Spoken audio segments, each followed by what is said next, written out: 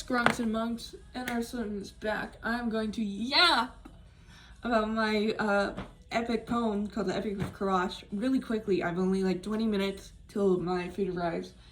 So I'm going to do a bit of my makeup. I already beat my face, and so I just have to do the rest. Anyways, so the Epic of Kurash originally came from my Greek story called Constant, about a siren prince, half human, half siren, of a product of a Babylonian stonemason, and his very unfortunate marriage with a half siren woman who tried to make him a prophet. So that happened. I switched it up and I realized if Kurash, who was at the time named Cyprus, is Babylonian, I should probably study ancient Babylon for his redesign. And so I was going around different cities in ancient Iraq, and I couldn't find something that fit. And then I found the Achaemenid Empire under Darius the Great, which was a great time for me to study because they still spoke Akkadian in Syria and Babylon, and most of Iraq it seemed, and they wrote in cuneiform. They worshiped their gods like Marduk. And what else? Their food, I don't say their food, their proverbs, their curse words, which were really funny. Their societal laws and rules and expectations. And then their underworld, which I was thinking, if there's no sirens, like the closest mermaid something is Enkidu. Not Enkidu, but Enki, sorry. My brain is rotten by Gilgamesh. But Enki, Ea, the Babylonian freshwater god who looks like a mermaid. Anyways, that's not the point. So, right, and so I put things in the underworld. I need primer.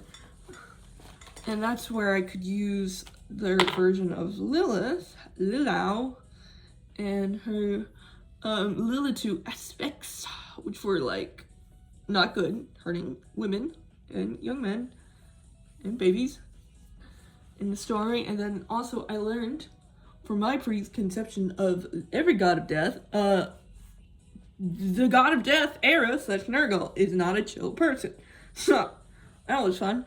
There's also the war god. And so I combined everything and made Kurash into this character who is supposed to urbanize underworld, finds out the underworld is to be a capital of a demon empire, which Era is going to make, which this is my story.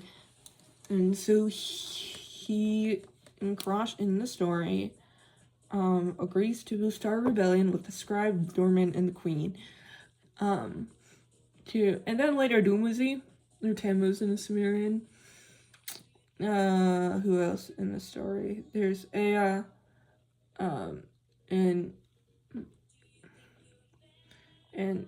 Enlil, Marduk, and Shamash, all to fight against the rebellion.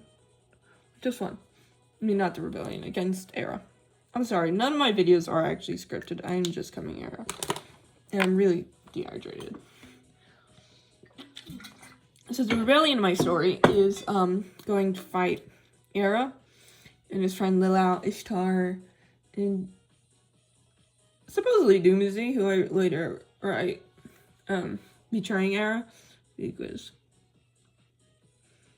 in the story, Era kills the scribe, Belisari. So sorry, yeah, she dies. Oops. One of the best characters I wrote so far dies. A lot of people die in my story. So that they rebel, and Era eventually fails and dies. And, I write Marduk declaring, there will be no greed and no more pride. And then Kurash escapes the underworld. that's just part of it. The rest is Kurash, the main character, aka Cyrus, in Latin/English.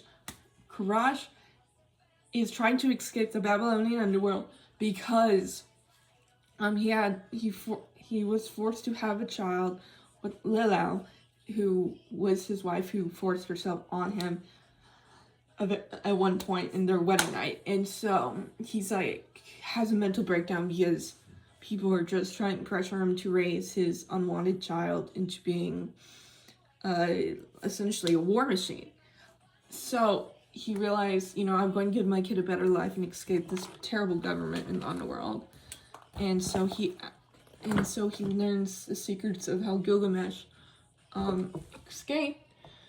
tried to escape death, and so he follows that path. They're like the Twin Peak Mountains and the Garden of the Gods, to finally arrive into Babylon once again, or in Gilgamesh's case is Uruk. And there's more to Gilgamesh than that. And so there's that aspect. There's also, I mentioned, the Achaemenid Empire and Darius the Great, how the Babylonians viewed him, which was not the most positive. And let me blend this in. So, should I do something with my eyes? It's near impossible to, get rid of my shadows. I think I put on primer, put on foundation. Let me just powder my face. Anyways, so I mentioned the politics of the time. Everything is in English, but I use a lot of Akkadian words for everything because I'd rather use Akkadian than, it may not sound good, but Aramaic, because I don't know. I'm not really interested in Aramaic, but I also just don't know if there's any versions of anything in Akkadian versus in Aramaic, which was the court language of Darius the Great. And Kurash is a nobleman, but he's working with mostly middle class, lower class people, because he's a guildmaster, which he's quite often called the guildmaster. Eyeliner. Should I do eyeliner? And so everything's in Akkadian. All the names, all the places. Kurash's name is spelled in Akkadian, versus in a cuneiform way versus how it's spelled in Old Persian. And what else? I love this song. There's more I'm missing. A lot of, I reference so much, ancient Iraqi lore,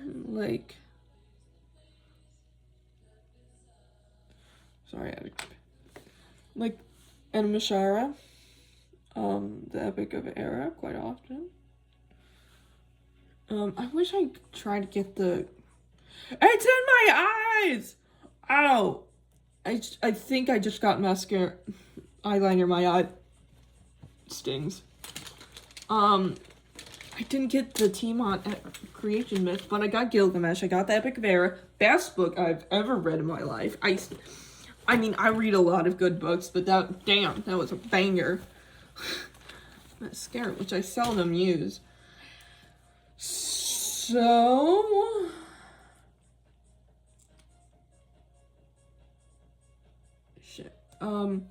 and so, and then I tried to mention the food they eat. A lot of beer and cake, which I admire a little bit. See, I'm ambidextrous, so listen, look at that. I think most people actually are, because, I think people really count ambidextrous when you can write with your two hands. I can only write with my left, but I cut with my right, and, brush my teeth with my right and stuff. What else? This needs I'm going to ruin my eye. Yeah, that's exactly what I thought would happen. Whatever. Nothing's perfect.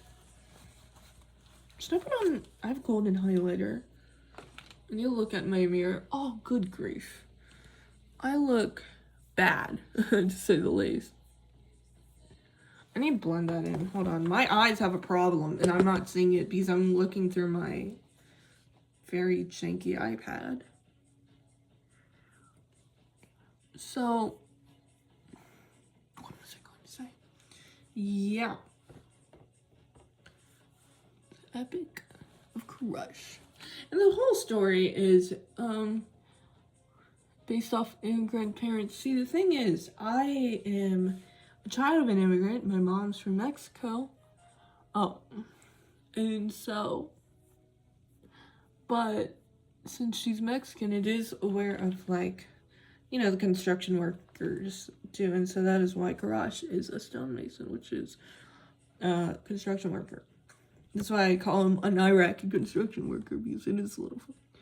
And so him not having a child in the best circumstances and wanting a better life for them and dealing with a corrupt government is really a story. And I don't know if Middle Eastern immigrants deal with this, but I know a lot of Hispanics and people of the Spanish-speaking countries and indigenous-speaking countries do this.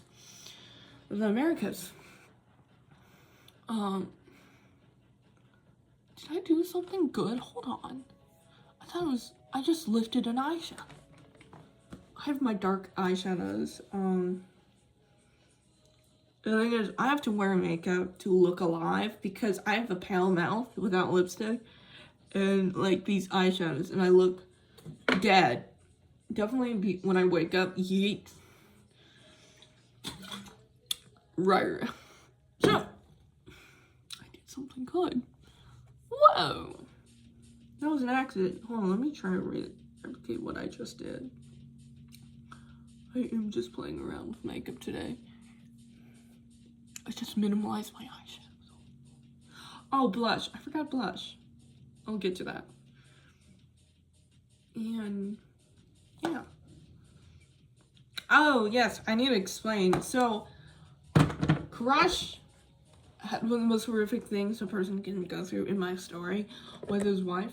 However, I listened to a whole lot of classical music while writing, and so it does look a little insensitive, I know, when I put his abuser Lil Au's like music and more like romantic themes as edits, but that's more like all my edits are really me trying to get my ideas on paper in a visual thing. So a lot of her characteristics were originally a seductress, and then I wanted to write her more as a princess character, and so that's what you're really seeing. It's me trying to figure out how to, like, put her in my story, and what it would look like in my writing. So that's what I'm doing. She's a bad person. Lil Al is a villain.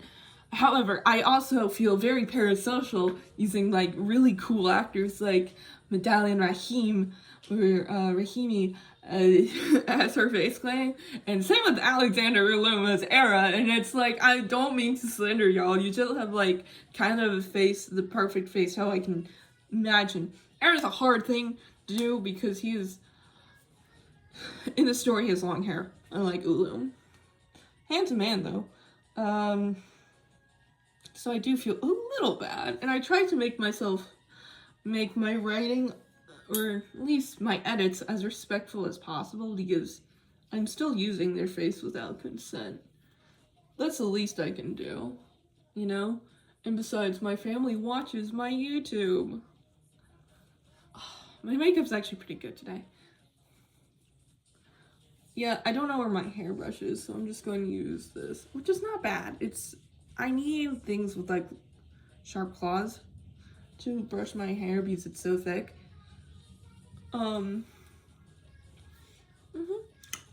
What else?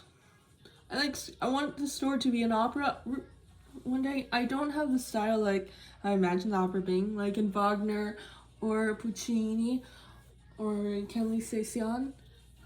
So that's the best I could do. And I'm not good at making lyrics, despite being a poet. For several years now, I'm not good at lyrics.